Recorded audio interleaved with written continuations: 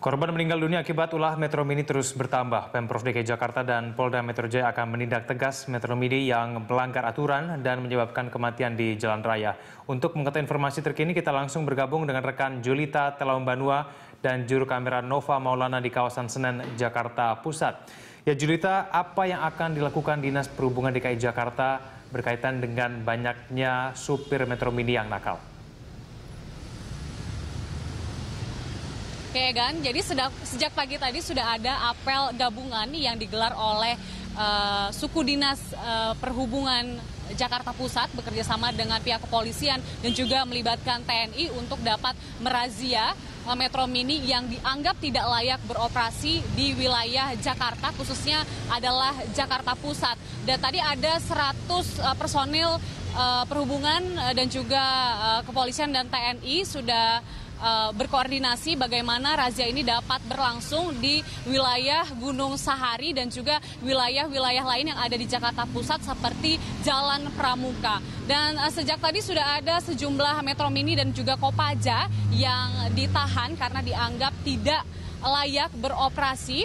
Dan tadi sempat ada antrian kendaraan di Gunung Sahari ini, tepatnya dekat dengan terminal Senen yang ada di sini, dan kemudian saat ini sudah lancar karena beberapa Metro Mini yang dianggap kurang layak itu sudah diderek ataupun dibawa oleh suku dinas perhubungan ke Pulau Gebang dan juga Rawa Buaya. Selain itu juga kami dapat memantau biasanya terminal ini ramai oleh Metro Mini yang sengaja mangkal, namun kali ini tidak ada Metro Mini yang mangkal di Terminal Senen karena beberapa waktu yang lalu pihak suku dinas perhubungan Jakarta Pusat telah memperingati agar Metro Mini yang tidak layak jalan harusnya sudah tidak lagi berkeliaran di wilayah Jakarta Pusat ini, Egan. Ya, Julita, perlengkapan apa saja yang dirazia dalam razia pada hari ini dan kemudian tindakan konkret apa yang dilakukan untuk kemudian menindak tegas para Metro Mini yang nakal ini?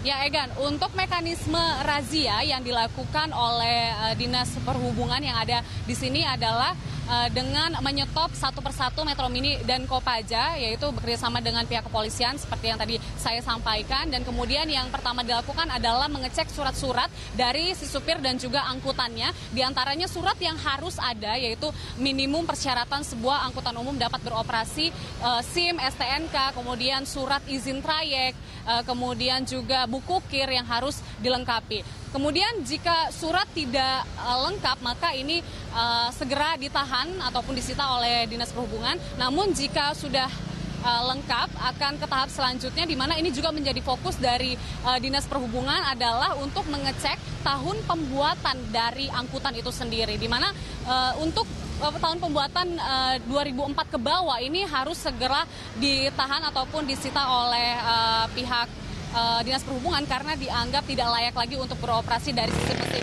Namun sebagian Metro Mini yang kemudian dapat memenuhi syarat tahun pembuatan, maka akan dicek lagi dengan cara berdemo begitu dari petugas Dinas Perhubungan, mengecek rem, kemudian gas, lampu rem dan sebagainya, dan memastikan ini tidak membahayakan penumpang. Dan berikut pernyataan dari Kasub Din dari Dinas Perhubungan, Henry Perez.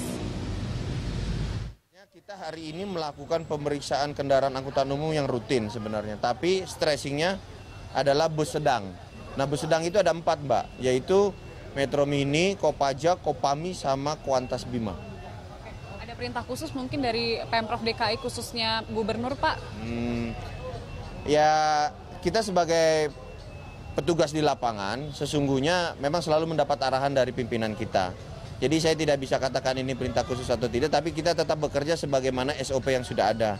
Jadi di lapangan itu memang ada ketentuan hukum PP 80 tahun 2012 tentang tata cara penindakan di jalan. Jadi dimungkinkan bagi kita untuk melakukan pemeriksaan di jalan, dan apabila memang tidak layak